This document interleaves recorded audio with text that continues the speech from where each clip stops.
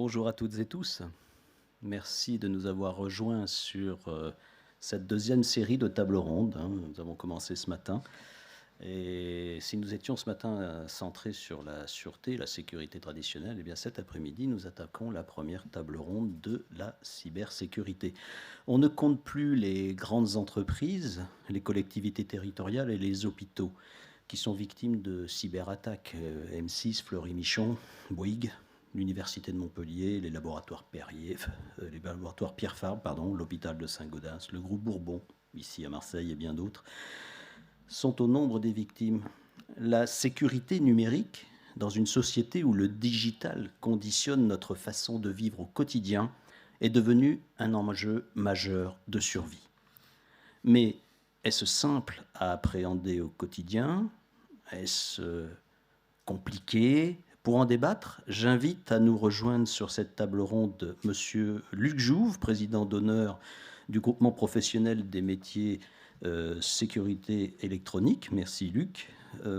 Cassie Leroux, qui est Head of Product chez Mailing Black. Elle est surtout experte 360 degrés de la transformation digitale. Gérard Martinez, directeur innovation du pôle SCS, solutions communicantes et sécurisées. David Hofer, qui est président de la Fédération française de la cybersécurité et vice-président d'iTrust. Et enfin, Anne-Isabelle Parodis, secrétaire générale de SPAC, Smart Physical Access Control. Merci de nous avoir rejoints, merci de votre présence ici. Pour les non-spécialistes, on entend parler de blockchain, objets connectés, big data, analytique, simulation, réalité virtuelle, cloud, j'en passe et des meilleurs. De prime abord, il semblerait que sécurité traditionnelle et cybersécurité soient deux approches différentes, deux métiers différents. David Hofer, c'est votre avis? Ah oui, appris à froid, là. Oui, vous me prenez au dépourvu, là. Sécurité privée, sécurité et cybersécurité. Ah oui. Alors, je l'évoquais ce matin, hein, je pense que la pandémie, notamment, a été et a marqué une rupture très forte de par la multiplicité des cyberattaques et des plans qui ont été mis en place par obligation par les entreprises. On l'évoquait, les PCA, les PRA, très souvent sont les mêmes quand on parle de sécurité privée ou de cybersécurité.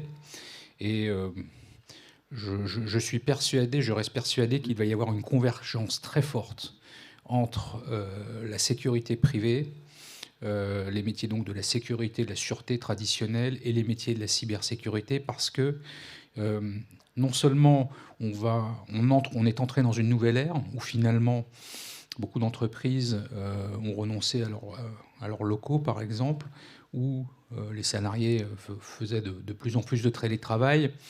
Et donc finalement, est-ce que les entreprises vont vouloir garder deux directions différentes pour piloter en fait cette partie du risque, qu'il soit cyber ou physique?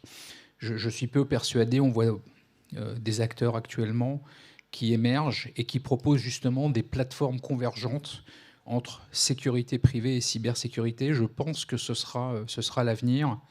Et je pense que les opérateurs qui auront cette capacité à aller proposer des solutions, si je puis dire, tout en un, où en fait on va être un peu, alors je m'excuse, je vais utiliser un terme un peu anglo-saxon, le one-stop shop finalement de la sécurité du tissu économique de l'entreprise ou du territoire.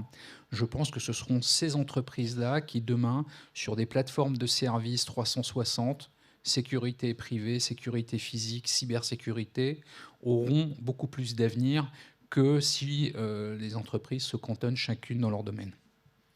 Merci. Alors, Luc Jouve, on vient d'entendre David Hofer qui représentait la cybersécurité. Vous représentez la sécurité électronique traditionnelle, a dit Christophe, oui.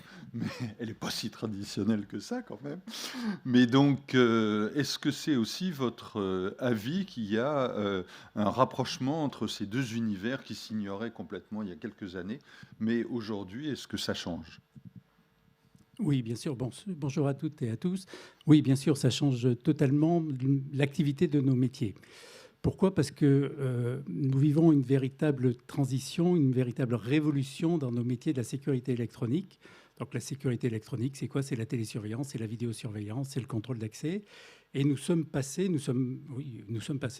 de l'analogique au numérique, ce qui change totalement le paradigme de nos techniciens, de nos approches commerciales et de l'approche physique de ces métiers-là. La cyber, il y a 2 ou 3 ans, personne n'en parlait. Il y avait peu de risques. Mais aujourd'hui, les moyens d'entrer dans nos systèmes sont de plus en plus importants. Tous nos clients veulent aujourd'hui, que ce soit le patron d'une bijouterie ou un particulier ou le patron d'une PME, tous veulent avoir accès, par exemple, à leur image vidéo à partir de leur smartphone.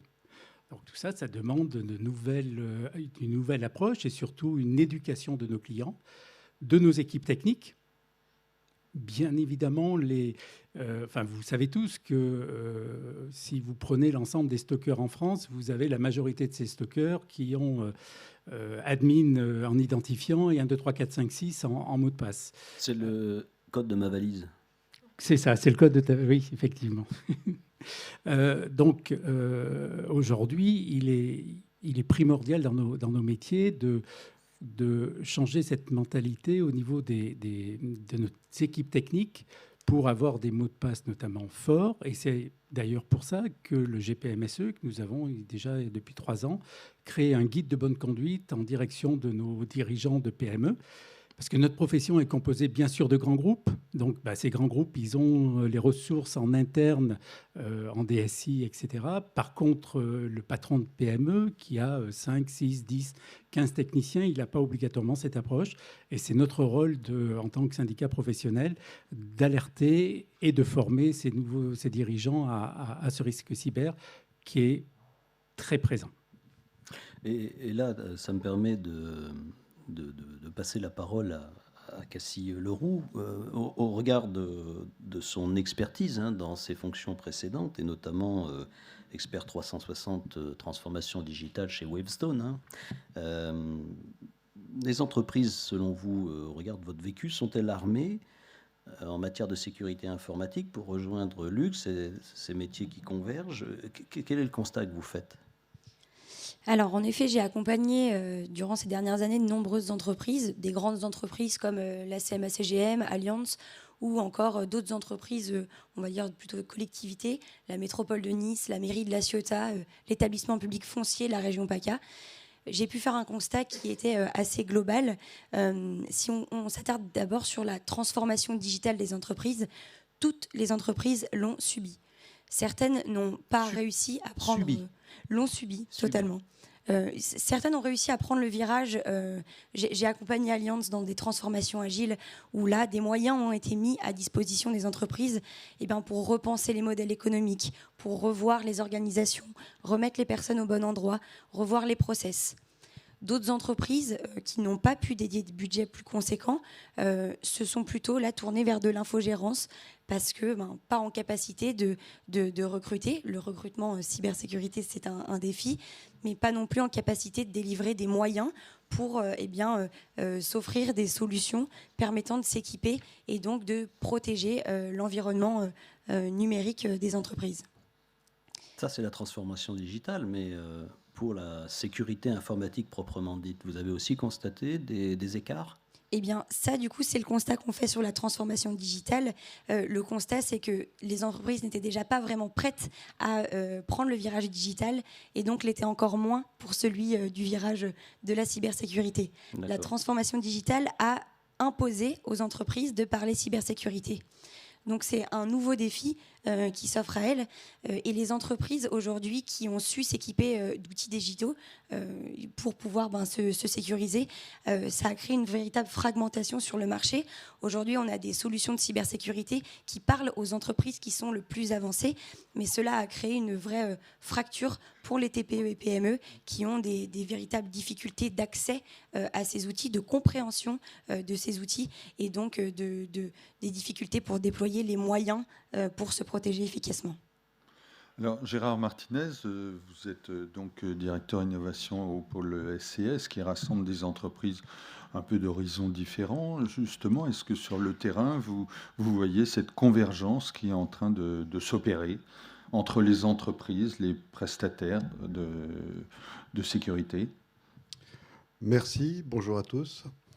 Donc sur cette question, effectivement, cette notion de convergence, bon, si on le prend par exemple sur un aspect purement IT, je dirais que la cybersécurité est aujourd'hui dans les gènes de chaque entreprise. Maintenant, ça démarre par les grands groupes, ça démarre par les ETI, mais après vous avez tout un panel de PME ou de TPE qui travaillent en connexion directe avec ces grandes entités, qui s'insèrent parfois dans leur supply chain, qui ont besoin d'être audités, et ainsi de suite. Et là-dessus, effectivement, je rejoins ma collègue, qui consiste à dire qu'il y a une fragmentation et une découverte. Et déjà, dans une première phase, la première étape, c'est de se faire auditer, d'avoir un diagnostic, parce que ça ne sert à rien de mettre en place un certain nombre d'infrastructures sans connaître exactement où se situent les points faibles et surtout les priorités, parce que ce n'est pas non plus une migration parfois ou une installation d'infrastructures assez complexes. Et pour rebondir sur ce que disait David Hofer tout à l'heure, votre perception, y a-t-il une synergie aussi constatée chez vous au pôle LCS entre la sécurité physique traditionnelle et la cybersécurité? Absolument. Donc, si on reprend l'historique du pôle SCS, on a une thématique forte qui est ce qu'on appelle la sécurité numérique. SCS, solutions communicantes sécurisées. Alors donc ça date des années 2005-2006, le pôle SCS, et les fondateurs ont été des sociétés assez bien connues dans la région, qui étaient principalement dans la microélectronique ou la carte à puce. Gemalto? Voilà, ou J'aime plus si vous préférez. Ou J'aime plus aujourd'hui. Si vous revenez aux genèses même, voire rester microélectronique aussi. Donc là-dessus, il y avait, je dirais, un gros focus sur un élément qui était autonome pratiquement, si on prend le carte à puce, qui s'insérait après dans des infrastructures. Donc on avait un coffre-fort hyper sécurisé, si ce n'est que l'ensemble des chemins pour y arriver ne l'étaient pas autant. Donc les failles, après, se retrouvent en cascade et ne sont pas nécessairement sur l'élément lui-même, mais sur son infrastructure. Quand vous parlez de convergence, sécurité physique, un contrôle d'accès simple, qui utilise aussi ces technologies, va se retrouver dans une même problématique. Vous avez une information hyper sécurisée sur ce qu'on appelle un token ou un support, mais toute l'infrastructure ensuite qui va véhiculer l'information, qu'en est-il? Donc vous parlez de la partie, je dirais, sécurité, caméra, vidéosurveillance. Bon, on parle par exemple beaucoup de biométrie. Donc la biométrie est un élément aujourd'hui incontournable et qui fait partie intégrante des composants de la sécurité. Mais ça introduit aussi d'autres aspects, parce que si on dérobe, je dirais, un certain nombre d'informations liées à la biométrie, on peut aussi contourner très facilement. Donc il y a une convergence, elle est complexe, parce qu'on est sur des technologies fragmentées. Et puis en fait, le plus gros problème, c'est le rôle de l'intégrateur ou de l'opérateur. Donc c'est lui qui doit s'assurer d'une chaîne de sécurité de bout en bout, avec un système dynamique, parce que quand vous êtes une grande entreprise, que vous avez du sourcing de sous-traitants et que vous leur imposez des règles de sécurité, celui-ci doit se mettre à niveau. Sinon, s'il n'est pas qualifié, malheureusement, il ne pourra pas développer son business, il aura peut-être une perte de marché, et ainsi de suite. Donc c'est une vraie problématique. Je pense que tout à l'heure, vous allez me poser une autre question qui est plus liée à la IoT. Oui, mais on y reviendra. Voilà, on y reviendra, mais ça va s'insérer aussi dans cette même problématique. Aujourd'hui, avoir un badge pour rentrer dans un immeuble, ensuite avoir un mot de passe pour se connecter au PC, et ainsi de suite, et ainsi de suite, et puis en remote à la maison, l'autre mot de passe sur le VPN. Donc la notion de 360 est indispensable, mais elle n'est pas simple à mettre en œuvre. En plus, il y a des nouvelles technologies, donc ça veut dire qu'il faut penser au cycle de vie. Le cycle de vie signifie que quand on est en fin de vie d'une technologie ou d'un système, Il y a la migration, donc encore des coûts supplémentaires. Et qui dit migration, on dit des périodes de transition. Période de transition, des périodes où on peut laisser passer au travers un certain nombre de choses. Donc oui, une grosse convergence, pas du tout simple. Elle n'est pas localisée, elle est globale. Et la problématique d'une entreprise, c'est d'avoir une vision hélicoptère et en même temps une vision 360. Excusez-moi des termes, mais bon, c'est une grosse problématique. Ça veut dire beaucoup de savoir-faire. Alors maintenant, il y a des opérateurs qui font ça, donc des opérateurs mondiaux, des opérateurs nationaux, voire régionaux, qui arrivent justement à mobiliser des sources pour être sur un core business global et pas uniquement sur une problématique alors ponctuelle, pas nécessairement ponctuelle, mais localisée. Vous nous avez parlé de synergie, nous avez parlé d'une vision 360. Anne-Isabelle Parodi, pour rebondir sur ce que disait Monsieur Martinez, est-ce que dans ce que vous faites au SPAC, est-ce que votre vision est celle d'une possible synergie entre attaque physique et attaque numérique? Alors tout à fait, oui, bonjour à tous. Donc en fait, nous, on fédère l'écosystème de la sécurité physique sur des problématiques justement de cybersécurité, aussi d'interopérabilité, d'ouverture, qui sont les tendances de notre marché. Mais avant tout, on alerte contre les solutions, contre les attaques qui sont implémentées via des solutions de sécurité physique, parce que c'est quelque chose qui n'est pas encore assez connu. Tout le monde sait effectivement qu'il y a des attaques cyber. Et ça, c'est clairement... Donc vous rejoignez Luc Jouve là-dessus. Mais complètement, et je pense qu'il faut déjà alerter, parce que par exemple, on peut copier un badge s'il n'a pas des contre-mesures suffisantes, un badge d'identification pour entrer dans une infrastructure qui peut être critique, une institution gouvernementale ou autre, ou une réserve avec des substances critiques. Vous nous dites que les badges aujourd'hui ne sont pas forcément sécurisés? Alors, il y en a qui sont sécurisés. On a du Deathfire, par exemple, qui est très sécurisé avec des contre-mesures qui sont adéquates. Mais on a encore beaucoup, et c'est vraiment un grand pourcentage dans des grandes infrastructures de badges qui sont les moyens d'identification qui sont d'un niveau très bas et qu'on peut copier en quelques secondes. Vous achetez un petit device sur l'Internet et vous le copiez. Ça coûte 20 €. Et vous entrez dans une infrastructure qui peut être une entreprise critique. Et dans un deuxième temps, vous allez implémenter une attaque digitale, une cyberattaque, puisque vous allez récupérer de la donnée. Et c'est en ce sens où c'est vraiment lié. Nos deux marchés sont liés. Et j'ai bien aimé justement la table ronde de ce matin sur la sécurité globale, parce que je pense vraiment qu'il faut avoir une vision en 360, et je vous rejoins, et qu'il faut qu'on se mette tous côte à côte pour trouver des solutions, parce que personne n'a la solution. Donc voilà, mon rôle, c'est plutôt d'alerter sur la sécurité physique. Et puis après, on a des membres et on travaille aussi avec des institutionnels. On a la chance d'avoir l'ANSSI comme membre de SPAC qui porte les bonnes paroles. Et c'est plutôt chanceux parce qu'on a des agences de sécurité nationales en Europe et aussi la Commission européenne qui travaille beaucoup sur ces sujets. Donc en Europe, on est vraiment très chanceux. Et moi, mon rôle, c'est vraiment d'alerter sur les attaques via des solutions de sécurité physique, donc les badges, comme je l'ai dit, des lecteurs de contrôle d'accès qui ne seraient pas implémentés ou designés correctement, des protocoles de communication, des caméras de surveillance, n'en parlons pas, on voit des choses, des solutions asiatiques qui sont même dangereuses, et même installées dans des infrastructures critiques de la nation. Donc voilà un petit peu mon rôle, mais en tout cas, la solution, elle est avec un rôle de lanceur d'alerte. Voilà, le message est passé, mais je pense que c'est important parce que vous avez des salles de serveurs, des clouds qui ont des portes qui sont dans des infrastructures physiques et qui des fois sont des vrais passoires. Donc d'où le sujet, le lien avec les clouds, les serveurs et bien d'autres infrastructures qui sécurisent des données sensibles. Donc voilà, tout est lié et la solution, elle est avec chacun d'entre nous qui se mettront côte à côte. Et c'est pour ça que votre table ronde de ce matin était vraiment très bien. Et ça a été vraiment touché du doigt que voilà, tout le monde doit apporter sa brique à l'édifice pour donner une réponse. Alors, je voudrais rebondir sur ce que vous avez dit. D'après ce que vous dites, c'est plutôt la sécurité physique qui serait le maillon faible dans une entreprise. Enfin, vous avez parlé de tous ces badges qui ne sont pas très opérationnels ou pas bien protégés. Or, on ne parle que de cyberattaques et pas tellement d'attaques sur de la sécurité physique. Comment vous expliquez ça ? Alors parce qu'il y a eu beaucoup de cyberattaques, bien sûr, et le monde du contrôle d'accès est un petit peu en retard. Voilà.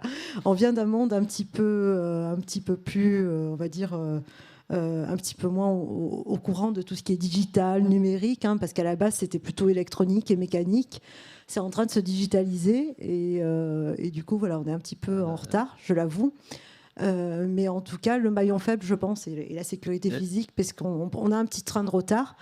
Mais en tout cas, c'est pour ça qu'on a monté l'association SPAC il y a 2 ans, avec un grand nombre, on fédère à la fois des institutionnels nationaux et européens, puisqu'on travaille avec la Commission européenne sur la définition des directives qui prennent en compte, comme la directive Agnès, qui est en cours de révision, qui prennent en compte à la fois des aspects cyber et physiques, ce qui est plutôt sympa. Donc ils ont vraiment touché du doigt la problématique, enfin une des problématiques en tout cas. Ils ont une vision assez globale, et on rencontre des députés européens donc pour assurer notre souveraineté et résilience. Et on essaie de mettre ça au niveau un petit peu sur tous les maillons, puisque c'est une vision globale qu'il faut effectivement avoir. David Hofer, ça vous fait réagir ce que dit Anne-Isabelle? Tout me fait réagir. Je sais. C'est bien. Oui, je suis attentif, je ne me suis pas endormi. Hein. Oui, ça me fait réagir. Tout me fait réagir, bien sûr, mais vous posiez la question des cyberattaques, mais les cyberattaques, elles sont forcément plus nombreuses, puisque aujourd'hui, toute la problématique dans les cyberattaques que l'on vit, c'est la multiplicité des systèmes d'information, et notamment l'exposition des systèmes d'information et l'interconnectivité des systèmes d'information entre eux et par le biais du net entre les entreprises, entre les pays et dans le monde entier.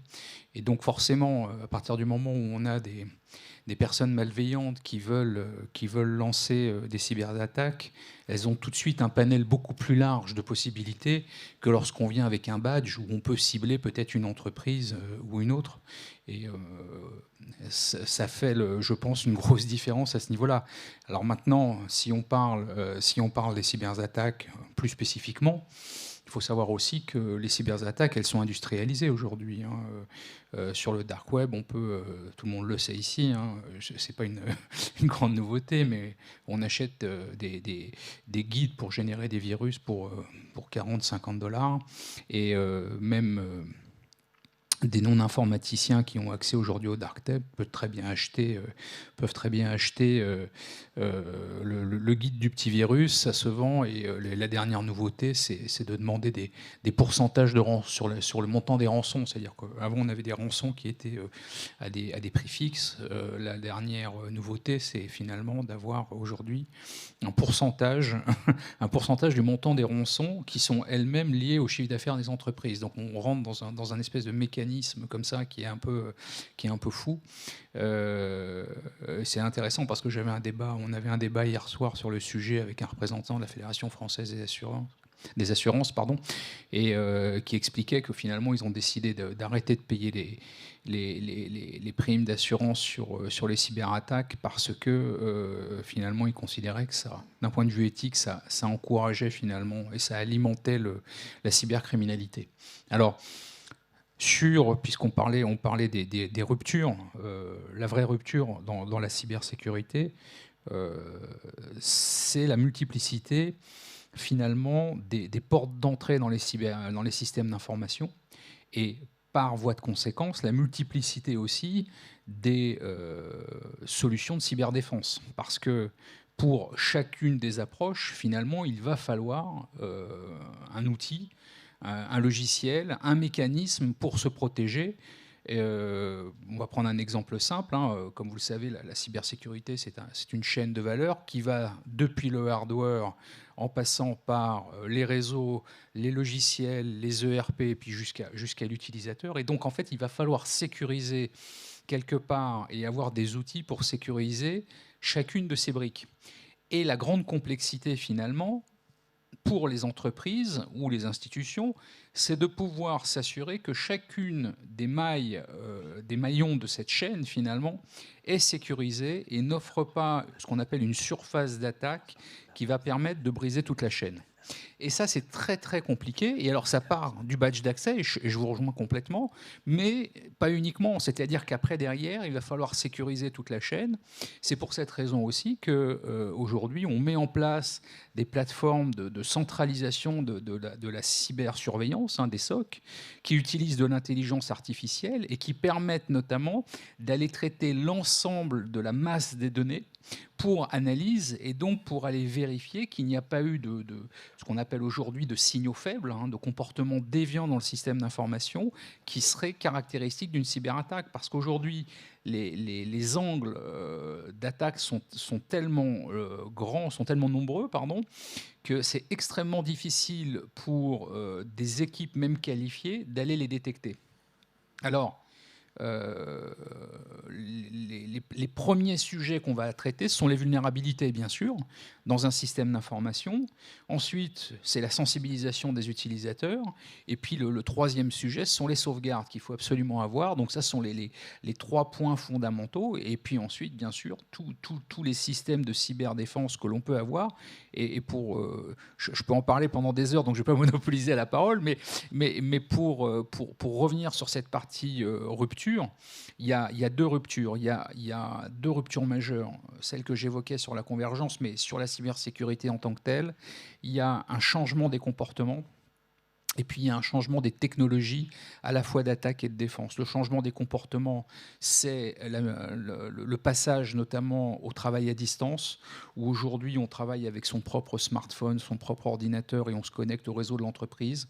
Ça a été avec la pandémie, ça a été une rupture majeure qui a fait émerger aussi beaucoup de cyberattaques. Et puis, de l'autre côté, on a l'utilisation de technologies avancées, notamment de l'intelligence artificielle, à la fois sur la partie offensive, c'est-à-dire qu'on a aujourd'hui des attaquants, donc des cybercriminels, je parle pas ici des attaques étatiques, mais on a des cybercriminels qui utilisent des algorithmes d'intelligence artificielle pour essayer de pénétrer les entreprises. Et puis de l'autre côté, eh bien, des entreprises qui développent des logiciels de cyberdéfense à base d'intelligence artificielle pour justement essayer de contrer cette volumétrie absolument énorme de données à traiter pour la partie cyberdéfense. Vous nous mettez l'eau à la bouche puisque l'intelligence artificielle, nous en débattrons sur plusieurs tables rondes demain après-midi. Demain, oui. Je ne le savais pas, mais écoutez, je suis heureux de vous permettre cette transition. Voilà. Alors, Luc Jouve, justement, pour la prolongation de la table ronde de ce matin sur la sécurité globale, vous étiez un auditeur attentif, j'ai vu, on a parlé de la réforme du CNAPS. Et moi, ce que je voudrais savoir, c'est comment ça se passe pour vos techniciens qui ont donc accès à des compétences en cybersécurité. Est-ce qu'ils ont besoin d'avoir un agrément du CNAPS ou pas ? Non, c'est pire que ça. Non seulement ils n'ont pas besoin d'avoir un agrément du CNAPS, mais ils n'ont pas besoin d'avoir d'agrément du tout. Bon. C'est-à-dire qu'aujourd'hui, dans nos métiers, quelqu'un qui est fiché S, quelqu'un qui sort de Fresnes hier, peut être embauché comme technicien dans une société d'installateurs ou de télésurveillance sans aucun problème, puisque la seule chose dont le chef d'entreprise, que nous pouvons avoir, c'est son casier judiciaire. Donc, effectivement, cela fait une quinzaine d'années que je milite avec le GPMSE pour que nos techniciens, à minima, aient une enquête de moralité. C'est-à-dire qu'aujourd'hui, pour ceux qui ne le savent pas dans cette salle, pour être opérateur de télésurveillance ou pour être agent de sécurité, il faut avoir une autorisation d'exercer ce métier. Il y a une enquête de moralité faite par l'État, par un organisme qui s'appelle le CNAPS. Par contre, pour être technicien, donc le technicien, il a tout, puisque c'est lui qui met en service, c'est lui qui raccorde, donc il a tous les codes maître manager du client, que ce soit en contrôle d'accès, en vidéo ou en alarme, tout simplement. Alors qu'un agent de sécurité qui finalement a un pouvoir de nuisance qui est égal à 0, parce qu'un agent de sécurité qui est devant une boutique pendant 12 heures, il n'a pas de pouvoir de nuisance. Lui, on va lui demander effectivement une enquête de moralité, et chez nous, rien. Donc il y a des avancées. Mais ça fait 15 ans que je me bats pour ça. L'État commence à en parler. Mais pour l'instant, nous n'avons toujours pas avancé. Nous n'avons toujours pas de top pour pouvoir avoir, encore une fois, à minima, cette enquête de moralité pour nos techniciens. Donc c'est un vrai problème. Aujourd'hui, en France, n'importe qui peut créer une entreprise de sécurité électronique. Oui, il n'y a pas de barrière. Il n'y a pas de barrière. Pour ouvrir un salon de coiffure, il faut avoir un CAP, etc. Pour le métier de la sécurité électronique, n'importe qui ouvre demain une entreprise et va vendre et installer des systèmes de sécurité.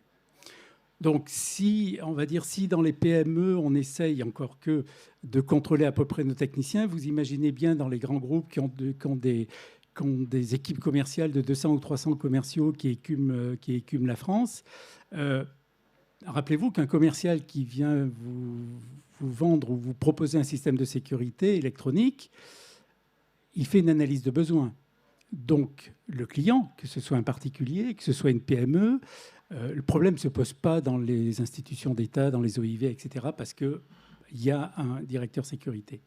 Mais chez un gros bijoutier, dans une très belle PME, le dirigeant va expliquer à cette personne que là, il a son bureau d'études, ça, c'est l'ordinateur dans lequel il a tous ses brevets. Et la personne à qui il dit tout ça, la personne qui va faire les plans d'implantation, on ne sait pas qui il est. Et pour vous donner une anecdote, j'ai un préfet qui, un jour, il n'y a pas très longtemps, m'a répondu « Oui, je viens de comprendre ce que vous voulez dire, monsieur Jouve, parce que j'ai vu des plans d'une prison sur lequel il y avait toute la vidéosurveillance de la prison qui était implantée, et finalement, on ne sait pas quelles sont les origines, enfin le passé de la personne qui a fait ces plans et qui a accès à ces plans. » Là, c'est le problème humain, on va dire, de la profession. Et vous évoquiez, Luc, avec moi, un autre aspect qui complète ce que nous disions tout à l'heure sur la synergie, et on va après passer à l'IoT avec Gérard Martinez. Mais le cloud, aujourd'hui, pour votre profession, c'est un avantage ou un problème ? J'aime quand il sourit comme ça. Oui, oui, Christophe, effectivement, on peut dire que c'est un avantage en termes de technologie, de maintenance, mais ça peut être effectivement un questionnement parce que ces clouds, comme on l'entendait tout à l'heure, quelle est la sécurité de ce cloud? Quelle est la sécurité de la porte d'accès à ce cloud? Effectivement, c'est une question. La difficulté, c'est qu'aujourd'hui, tous les fabricants mettent en place des clouds. Donc, l'installateur, l'intégrateur est très souvent et maintenant pratiquement obligé de passer par ces clouds. Sans qu'on ait la connaissance de la qualité de ces clouds, peut se poser un problème économique parce qu'aujourd'hui, on a certains fabricants qui vous imposent de passer par un cloud et qui commencent à vous dire pour chaque client, ça va vous coûter 5 €. Donc demain, ça sera peut-être 10, ça sera peut-être 15, donc c'est un problème économique. Et puis après, on parlait tout à l'heure, j'entendais, de caméras chinoises. Effectivement, Ashika, Dahua, c'est 80% des caméras qui sont installées en France. Et aujourd'hui, quand vous passez par un cloud Ashika, l'intégrateur, il ne sait pas grand-chose sur ce cloud. Donc, effectivement. Alors après, il faut effectivement mettre un certain nombre de barrières. Mais encore une fois, on revient toujours à la même chose en France. La sécurité, c'est considéré comme un coût par les entrepreneurs, enfin par 80% des Français, et jamais pour un investissement. Donc quand un installateur dit à son client, oui, effectivement, on va passer par votre box. Encore une fois, quand on est dans une grande entreprise, il y a un DSI, donc il n'y a pas de souci. Quand vous êtes dans des PME, il n'y a pas de DSI. Le DSI, c'est le patron de l'entreprise, qui n'a pas obligatoirement de compétences informatiques. Et que vous allez lui dire, oui, mais votre box, c'est bien, mais il faudrait quand même mettre un certain nombre de pare-feux, etc. Donc tout ça, ça a des coûts. Et lui, sa sécurité, c'est un coût. Donc il dit non. De la même manière, comme tout à l'heure, je vous disais que le client, le bijoutier, le samedi, quand il est au bord de sa piscine, il veut voir ce qui se passe dans sa bijouterie, il le fait au travers de son téléphone ou de son ordinateur. Le problème, c'est que son ordinateur ou son téléphone, son garçon ou sa fille de 10 ou 12 ans l'a pris 5 minutes avant pour jouer et on ne sait pas du tout ce qui a pu être mis sur ce téléphone. Et quand on lui dit il faut un VPN, il faut un certain nombre de choses, en France, ce n'est pas encore dans les mœurs et ça lui paraît totalement inutile. Ça ne m'arrivera pas, quel est mon risque, etc. Et puis c'est un coût. Alors Cassie Leroux, on vient de parler tout à l'heure des grands... Enfin, vous avez parlé tout à l'heure des grands groupes. Luc Jouve a parlé de la problématique qui était un peu différente dans les PME, voire les TPE. Vous, quel regard vous avez justement sur la problématique de cybersécurité des PME ou des TPE ? Alors, je partage totalement le constat qui vient d'être fait. J'ai accompagné de nombreux grands groupes et je travaille aujourd'hui principalement pour un éditeur qui édite des solutions à destination des TPE et des PME françaises. Aujourd'hui, si on regarde à peu près en France, le budget cybersécurité des entreprises représente 5% du budget de la DSI. C'est déjà ça, c'est déjà un constat. Si on se retourne il y a quelques années en arrière, on n'en était déjà pas là. Si on suit les préconisations de l'ANSSI, on devrait déjà être autour de 10% du budget alloué. Et si on regarde des voisins européens, eux sont déjà plutôt autour de 15%. Donc c'est déjà bien, mais on est encore en retard.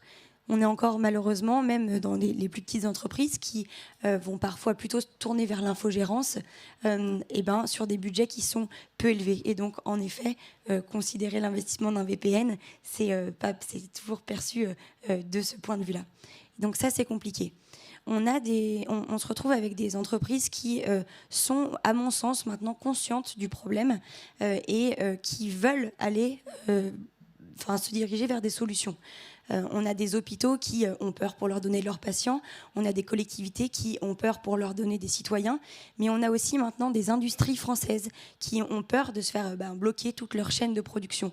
Donc pour moi, aujourd'hui, la prise de conscience sur les entreprises et les organisations françaises, elle est là. On a toujours un manque de moyens, on y vient. Les comités de direction dans les entreprises sont, à mon sens, aujourd'hui sensibilisés. Le problème commence à se décaler. La cybersécurité est aujourd'hui un enjeu, malheureusement, qui porte sur le DSI ou le RSSI, quand on a la chance d'en avoir un, parce que ce n'est pas toujours le cas pour les plus petites entreprises françaises. Il faut aujourd'hui que les entreprises fassent corps ensemble, que les DRH des entreprises prennent aussi le pli de la cybersécurité. Aujourd'hui, le constat que fait l'Ipsos, c'est que 80% des entreprises françaises n'ont pas programmé d'entraînement et de plan de formation pour les collaborateurs. Et c'est là où on doit aller dans le futur. C'est, oui, comme on le disait il y a quelques minutes, il va falloir se parer des meilleures solutions pour couvrir un maximum de zones de risque, mais tant qu'on n'aura pas embarqué nos équipes, les collaborateurs en entreprise, eh bien, on sera toujours une zone à risque. Oui, et comme pour continuer et pour rebondir là-dessus, comme le disaient d'ailleurs David Hofer et Gérard Martinez, les petites sont les moins armées. Il y a une surface de vulnérabilité qui est de plus en plus grande. Pour la petite histoire, j'ai testé une solution, je ne vous donnerai pas la marque, d'un exposant sur le stand, chez moi. Et c'est un truc qui permet de scanner tous les appareils connectés et de dire si les OS sont à jour. Simplement ça.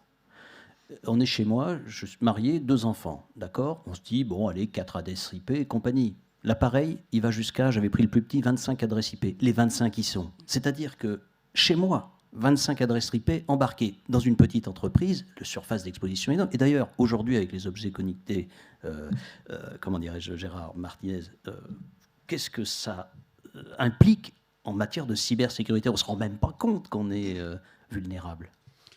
Absolument.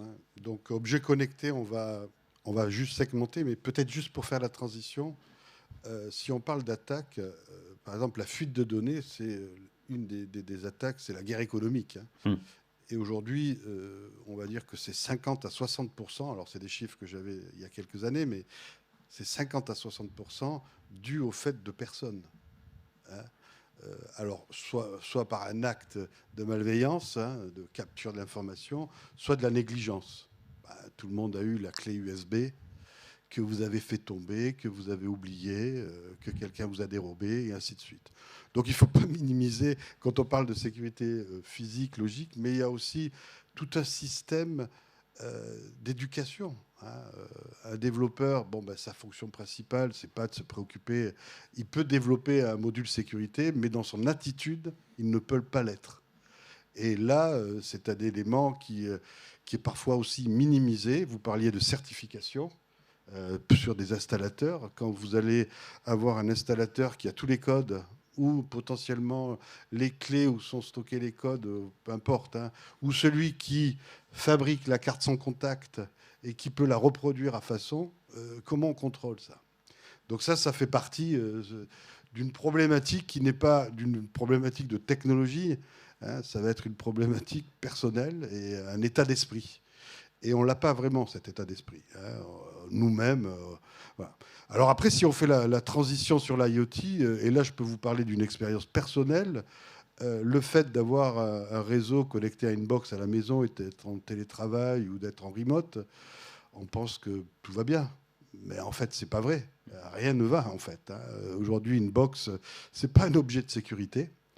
On est obligé de rajouter la box de la box pour encore être sécurité, des coûts, des préoccupations. Tout le monde n'a pas les capacités à être lui-même un DSI ou un RSSI à la maison. Donc là, c'est un véritable problème. Donc l'IoT, on va le voir de manière domestique, mais je vais plutôt le regarder sur un angle plus industriel. Si on prend maintenant l'angle industriel ou l'industrie 4.0, on en parle beaucoup, alors elle est interne, mais elle est externe. Alors là, c'est encore un nouveau chantier qui est en cours. Hein. Alors la promesse aujourd'hui de l'IoT, elle n'est pas complètement tenue. Hein, on a des réseaux de type, ce qu'on appelle de type LP1, donc longue distance et faible consommation. Mais ce sont des réseaux où on va parsemer un territoire de capteurs. Bon, bah, très bien, le capteur, en lui-même, peut-être qu'il va répondre à une problématique de sécurité dans son environnement, soit au niveau du microprocesseur, soit au niveau de sa carte mère. Mais après, il est vendu de manière générique pour être intégré dans une infrastructure qui elle-même va être intégrée sur du cloud ou sur de l'in-house. Donc on se retrouve encore sur un système encore plus ouvert, avec une problématique qui n'est pas tenue. Toujours pareil, une problématique très isolée de composants ou de sous-système par sous-système, qui est bien faite la plupart du temps, mais personne n'a une vision complète du bout en bout. Donc aujourd'hui, vous voulez avoir des bâtiments intelligents et en même temps, vous avez un opérateur qui vous dit tout ça est géré dans mon cloud. Bah, parfait. Et puis tout ça, vous inquiétez pas, maintenant on ne fait plus du câblé. On va être sur du LP1 ou on va être 4G, 5G, NB, IoT. Parfait. Donc qui gère aujourd'hui l'intégrité des données de bout en bout? Qui gère aujourd'hui l'authentification des accès de bout en bout? Là, ça devient encore un autre problème, et je dirais pas plus complexe, mais extrêmement complexe, même si on a des données primaires. Et puis après, on rentre dans encore une autre problématique, c'est que si vous rentrez dans l'IoT et puis vous êtes dans l'industrie 4.0, on vous dit, je veux connecter l'usine, la machine-outil, et ainsi de suite. Alors là, vous n'êtes plus dans une communication asynchrone, vous êtes dans une communication synchrone. Donc une rupture de service, c'est des coûts. Une rupture de service par rapport à une malveillance, c'est une chaîne complète ou une usine, hein, vous l'avez dit, une usine complète qui est arrêtée, et ainsi de suite. Un effet cascade monstrueux. Donc encore une problématique où il y a besoin d'avoir... Alors moi, ce que je considère, c'est que le plus important, et là je parle par rapport à notre écosystème, c'est à la fois d'avoir la synergie, parce que vous avez un fournisseur de composants qui va vous donner un composant avec une surface d'attaque depuis 30 ans, on sait ce que ça veut dire. Donc c'est travailler, et la barrière à l'entrée pour casser un système, elle est monstrueuse.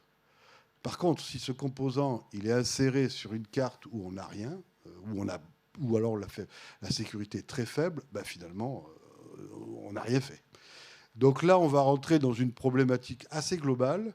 Alors aujourd'hui, il y a des termes peut-être que vous connaissez, ce qu'on appelle security by design, c'est-à-dire qu'on n'est plus... Parce qu'en plus, comme on est sur des systèmes hétérogènes, on rajoute un petit peu des modules sur des modules. Bon, c'est complexe en infrastructure et c'est complexe en compréhension des failles. Donc là, maintenant, il faut penser le système depuis le début. Si vous êtes dans l'IoT, c'est pas tout d'avoir le bon capteur, le bon réseau, le bon cloud et la bonne réponse en temps réel à tout ce que l'on veut. C'est aussi une problématique d'avoir designé depuis le début. Et là, il faut qu'il y ait des intégrateurs spécialisés. Il faut qu'il y ait des travaux entre les intégrateurs et les constructeurs, Alors, c'est parfois pas tout à fait pas facile si on a ce qu'on appelle du sourcing de technologies comme technologie chinoise. C'est peut-être pas cher, c'est peut-être fiable maintenant, robuste, mais en termes de visibilité, on ne comprend pas. Là, ça va être complexe.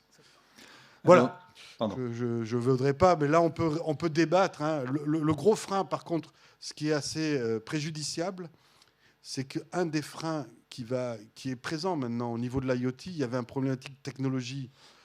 Aujourd'hui, la 5G, on en parle énormément, la 5G avec son NB-IoT ou même 4G avec LTE-M, qui sont des protocoles qui permettent de faire de l'IoT. Mais comment on gère la sécurité de bout en bout? Ça, c'est un problème de fond. On a des technologies fragmentées. Et puis en plus, quand on est DSI, on n'est pas responsable de l'usine.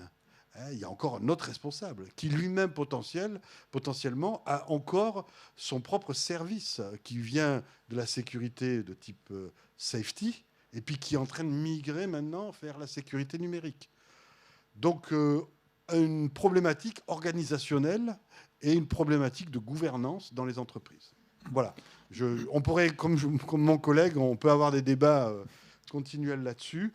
Par contre, le point, moi, ce que je préconise lorsqu'on nous sollicite sur des conseils, c'est regarder la solution, alors 360, ou vraiment une solution globale. Et surtout, quel est le cycle de vie et la migration que vous voulez faire dans le temps.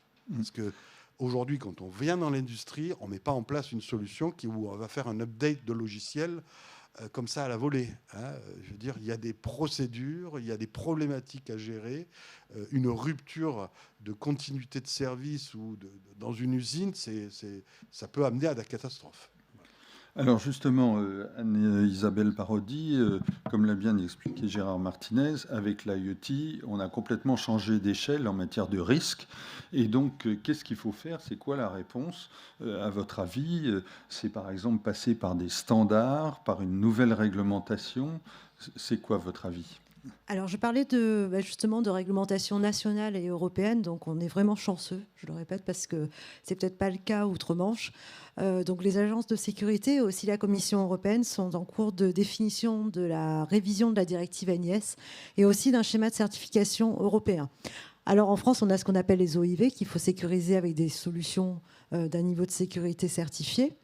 Mais ce schéma-là se reproduit au niveau européen. C'est-à-dire que pour pouvoir sécuriser certaines infrastructures critiques, comme des opérateurs de services essentiels ou des digital service providers comme des serveurs ou des clouds, il faudra avoir des niveaux de sécurité qui sont en conformité avec cette réglementation. Donc on va déjà s'assurer d'une certaine confiance et résilience pour certaines infrastructures qui sont critiques. Donc c'est plutôt sympa et ça comprend aussi justement des composants IoT et l'ensemble d'une solution. Et c'est ce qu'on préconise un petit peu dans SPAC aussi, en tout cas sur la sécurité physique, mais qui comprend une solution globale jusqu'au système qui va piloter dynamiquement la solution de sécurité physique et aussi les serveurs.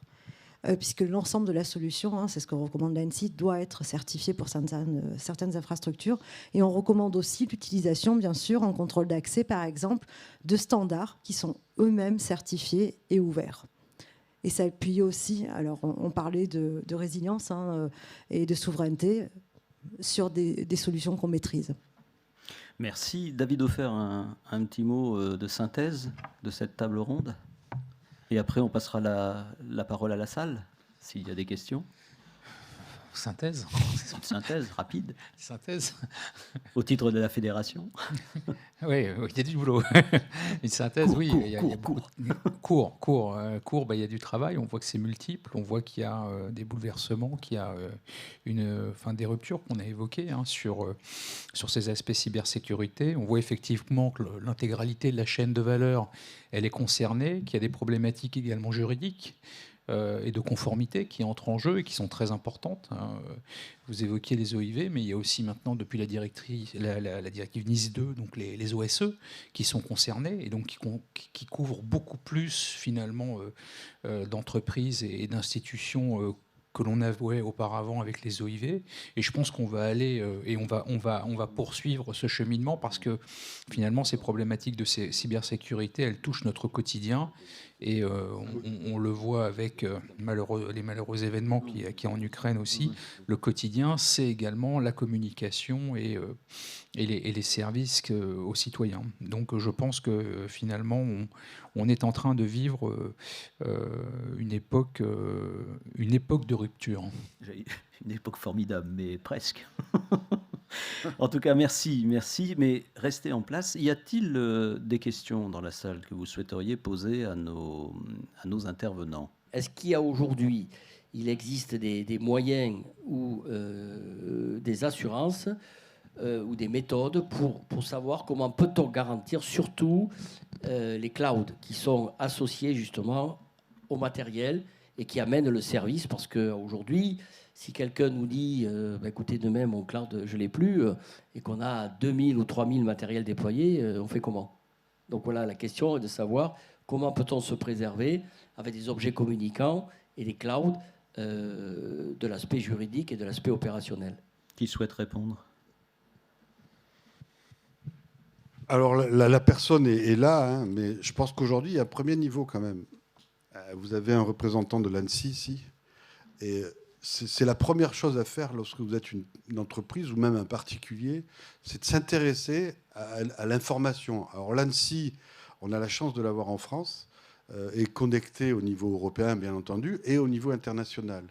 Donc ça fait partie de sa fonction. Il faut savoir qu'aujourd'hui, il y a toute une série, je dirais, de certifications qui est en place, qui va du composant, qui va du système, qui va du logiciel.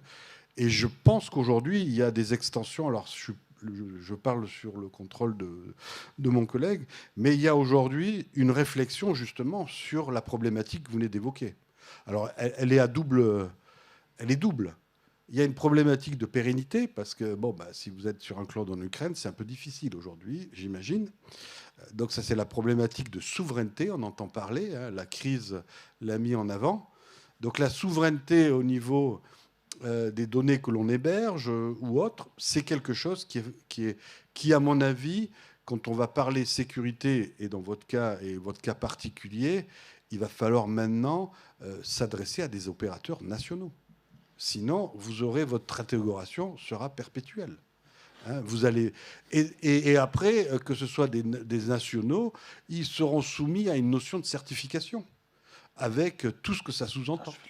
Et ça, c'est la tendance qui va se mettre en place. De toute façon, aujourd'hui, il y a eu une appétence pour faire de la vidéosurveillance. Très bien. Vos caméras IP, on ne sait pas où est-ce qu'elles rapatrient de l'information. Vos concentrateurs de caméras, si ce n'est pas de l'IP, on ne sait pas non plus où va cette information. Et on ne sait pas à quel usage.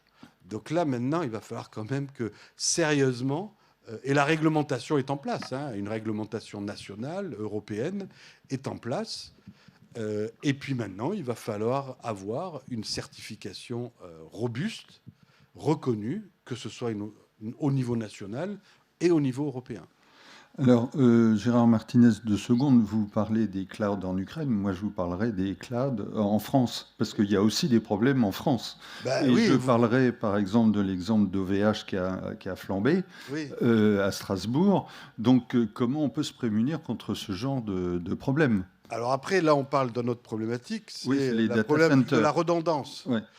Oui, OVH avait des systèmes qui étaient en redondance sur du multisite, par exemple, avec de la continuité de service et suivant l'engagement que vous aviez avec eux.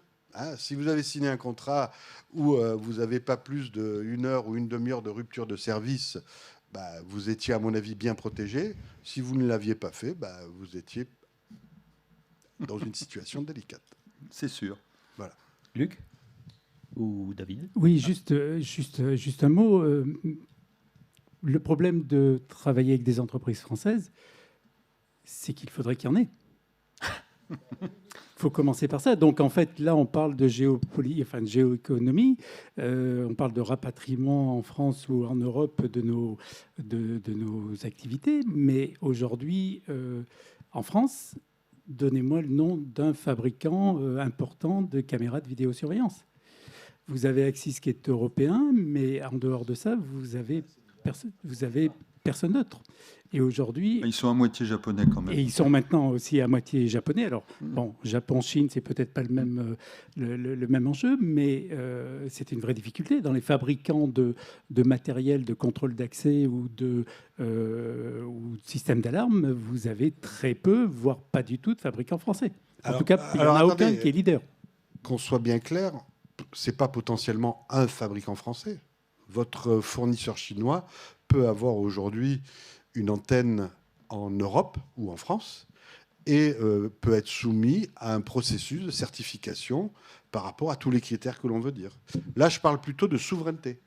Le constructeur en lui-même, il est ce qu'il est. Il peut avoir une R&D en Chine et puis au moment où il met en certification son équipement en Europe ou en France, il est soumis à tous ces critères que l'on vient de dire. Et si, pour continuer son business dans un environnement européen de 500 millions d'habitants, il est soumis à une réglementation, il localisera en France ou en Europe. Tout à fait, c'est le cas, par exemple, de Thales, aujourd'hui sur le cloud, qui a pas mal de R&D en Asie, anciennement Gemalto, et qui pour autant a des certifications et aujourd'hui travaille un petit peu sur le cloud souverain, il me semble. Voilà. Donc, le but n'est pas non plus de fermer des entreprises asiatiques, c'est pas ça, c'est de se plier aux règles qu'on impose pour maîtriser nos solutions ici en France et en Europe, parce qu'on a une vision plutôt européenne aujourd'hui. Tout ce qui est réglementation devient vraiment européenne et c'est plutôt bien parce que ça harmonise la réglementation et ça permet à des entreprises de travailler sur différents territoires et ne pas avoir, par exemple, une certification en France, une certification en Allemagne, ce qui est quasiment impossible. Donc, on est obligé aujourd'hui d'avoir une vision européenne, mais par contre d'imposer des règles. Oui, et qui sont en cours. 90% de ce qui règle notre vie est réglé par la norme aujourd'hui, voilà. Dès qu'on se déplace. Donc on est véritablement dans cet aspect pour pouvoir répondre à toutes les problématiques que vous avez évoquées. Merci en tout cas, merci pour votre participation, merci pour ces débats vraiment passionnants et très, très, très précis. Merci bien.